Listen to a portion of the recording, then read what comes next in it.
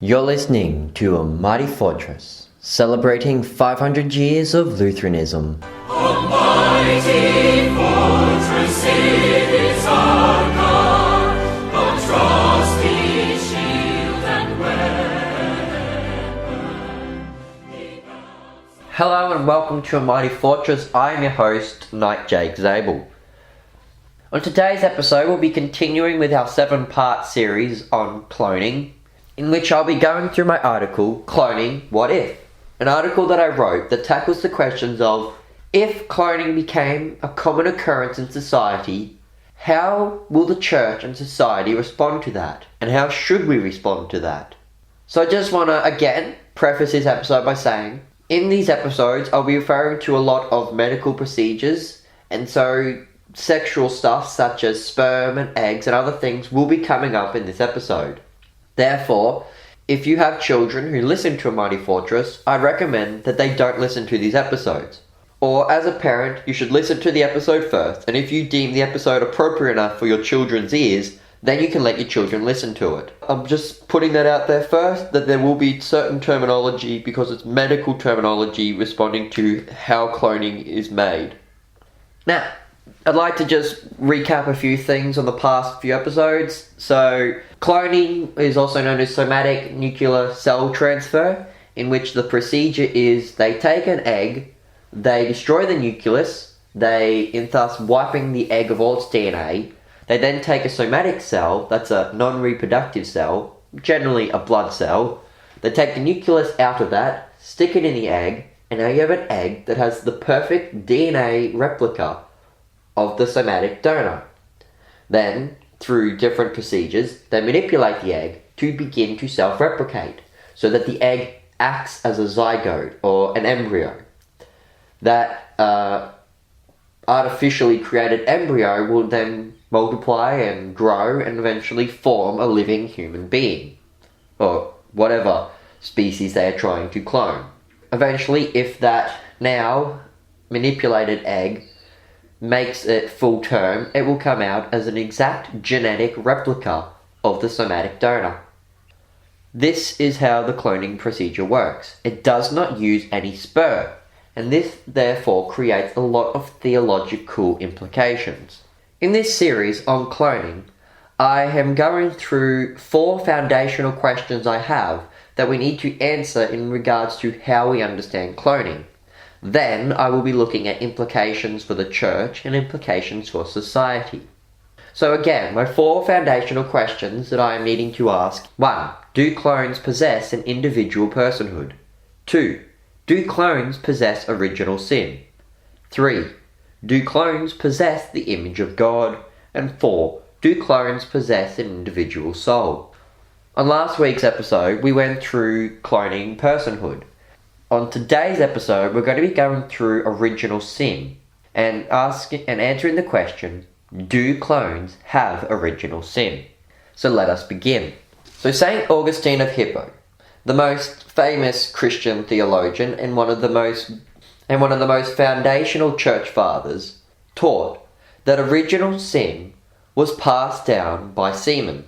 Thomas Aquinas in the 1200s, another greatly accepted scholar, also taught that original sin was transmitted to the children, not by the mother, but by the father. See, sin entered the world through Adam, not Eve, as Paul says in Romans 5:12. Original sin is passed down from the father through the semen, as taught by Augustine and Aquinas. And now, unlike other forms of artificial reproduction, such as artificial insemination, or in vitro fertilization, or gamete or zygote in intrafallopian transfer, or ZIFT or GIFT, the somatic cell nuclear transfer procedure does not require any sperm. Unlike ZIFT or IVF, in which the sperm and egg are mixed together in a petri dish and then the fertilized egg, or zygote, is placed inside either the woman's fallopian tubes or uterus, the somatic cell nuclear transfer is a spermless procedure. In the SCNT process, the nucleus in a mature, unfertilized egg or oocyte is destroyed, thus removing its DNA and making it a blank slate. The nucleus is then removed from the donated somatic cell. That's a non-reproductive cell from the Greek word soma, meaning body, and transferred into the now blank egg. The egg, or oocyte, is then subjected to mild electric shock and manipulated in order to trick the oocyte into functioning like a zygote. Once it begins to divide, just as a fertilized egg would in the process of IVF and ZIF, it is then placed into the woman's uterus, where it will grow into a fetus, and if it survives the full term, it will be born as an exact genetic replica of the somatic donor. Now, before we talk more about original sin, I'd like to point out that there is also a second and third type of cloning. The second type of cloning is called artificial twinning, also referred to as AT. The AT process is very similar to IVF, in which the sperm and egg are mixed into a petri dish to form a zygote, a fertilized egg. The zygote is then forced to split, thus artificially creating identical twins. So as I mentioned on other episodes, identical twins come from a single zygote. What happens is the sperm and the egg meet, they form the zygote, but then before it implants, the zygote splits into two separate zygotes. Therefore, identical twins are actually DNA replicas of each other. Artificial twinning is an IVF process where the formed zygote is forced to split, thus artificially creating identical twins. At this stage, the multiple zygotes are then placed into multiple uteri. The clones, or twins in this case, are then born from different women. AT is a very uncommon form of cloning, and the somatic cell nuclear transfer is the preferred method of cloning. The AT method of cloning is nothing more than an artificial way of producing identical twins. These clones, really twins, are produced from both egg and sperm and are no different from any other human produced either through natural conception, artificial insemination, IVF, or ZIFT. These clones are not really clones at all, but simply identical twins which have been developed in separate wombs. As these twins were formed from sperm and egg just like natural identical twins, they would receive original sin passed down to them from their father by the sperm, just like any other human born from a zygote. Now, there is a third type of cloning which does exist. This is known as parthenogenesis, from the Greek word virgin birth, in which the egg doubles its chromosomes and functions as a zygote, eventually producing a cloned offspring of the mother. Now, parthenogenesis has only been observed in reptiles and invertebrates and cannot occur in mammals, let alone humans. While natural parthenogenesis is impossible for humans, hypothetically speaking, an artificial parthenogenesis, or AP as I shall refer to it as, could be possible. It is possible to manipulate an oocyte to function like a zygote, as we have seen in the somatic cell nuclear transfer procedure. So, if this was done to an egg which retained its original nucleus, then it would be an artificial form of parthenogenesis. So in other words, just as with the somatic cell nuclear transfer, we manipulate the oocyte or egg to function like a zygote or embryo, we could do the same thing with a plain egg. We don't have to destroy the nucleus in the original egg and replace it with the somatic cell. We could leave the original nucleus in the egg and therefore just create a clone of the mother who donated the egg. Some skeptics, who don't like to believe in the Bible, believe that the virgin birth of Jesus was a form of parthenogenesis. So they claim that Jesus was born of parthenogenesis. However, parthenogenesis creates an exact clone of the mother, thus creating only female offspring. And since Jesus was a male and possessed a Y chromosome, this was not parthenogenesis, which I already specified was impossible for humans to do naturally anyway.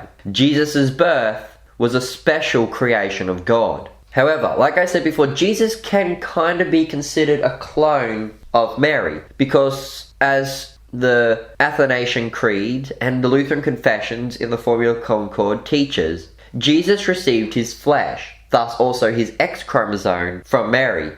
But his Y chromosome would have been a special creation given to him from God.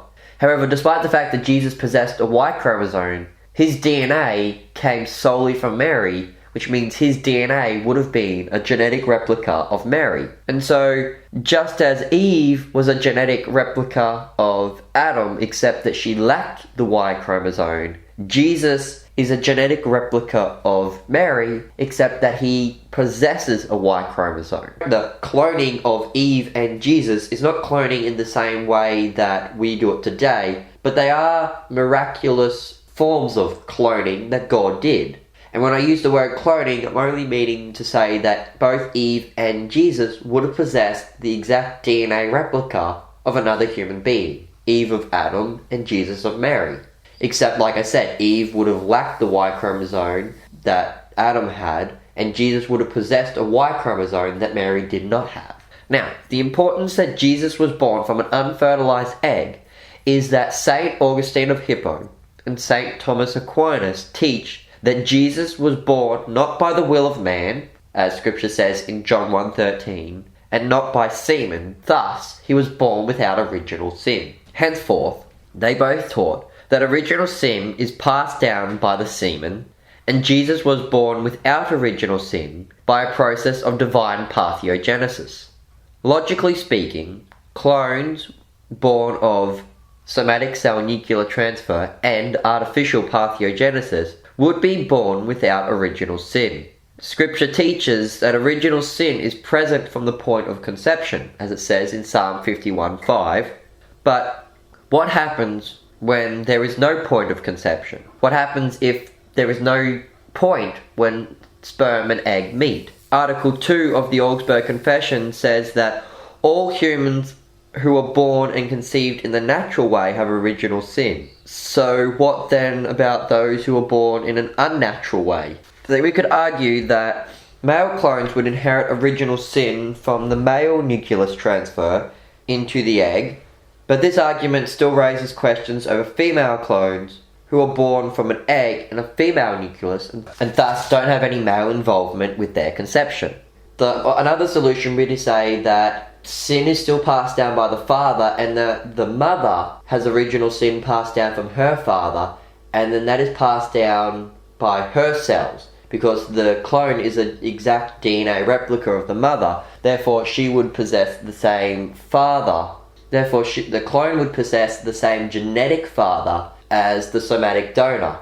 However, that would not go in agreement with what Aquinas and Augustine said about Jesus' birth, because Jesus received his DNA from Mary, and Mary was born of a woman and a father, which means Mary had original sin, and that would have been passed down then through her somatic cells into Jesus. Now, Catholics do teach of the virgin birth of Mary, in which that her mother Anna conceived without the use of a man, but that's not biblical and is actually a false teaching. So we don't have to answer that question. See, the solution to all of this would be able to say that original sin is passed down from the mother. See, like I wanted to point it out that Psalm 51:5 says that in sin did my mother conceive me. This could suggest that sin can be transferred by the mother. However, this is not strong evidence because it is referring to the point of conception, and a mother cannot conceive without sperm from a man.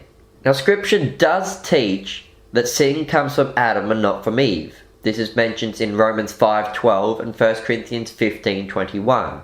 However, this is due to the fact that Adam was the head and was responsible for the pair of Adam and Eve. It does not mean that original sin cannot be passed down from a woman, since a woman is because every woman is a descendant of Adam, and a clone would be too. See, the Formula of Concord Sola Declaration even suggests that original sin is passed down from both mother and father.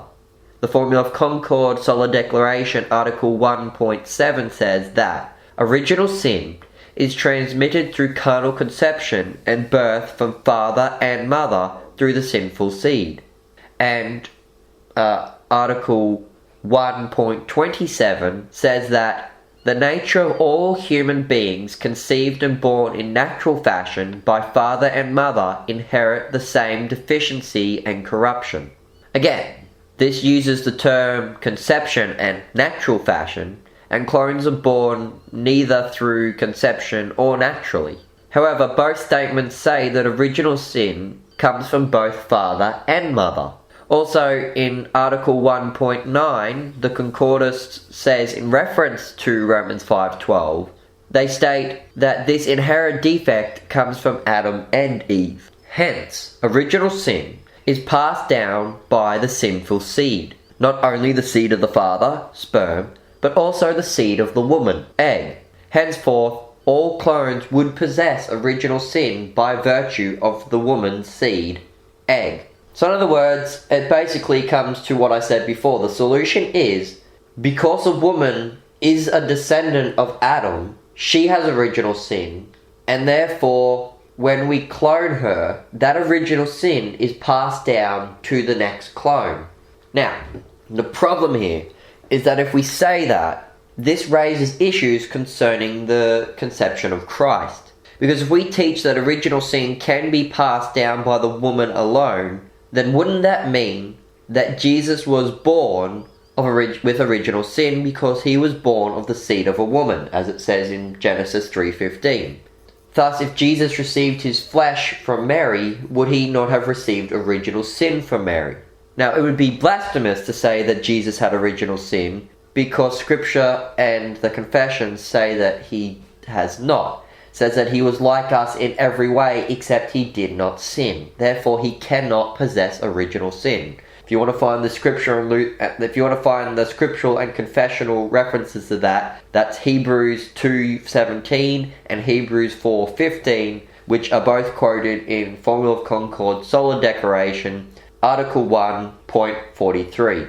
So this creates a problem, because how do we say that Jesus received flesh from Mary but did not receive original sin?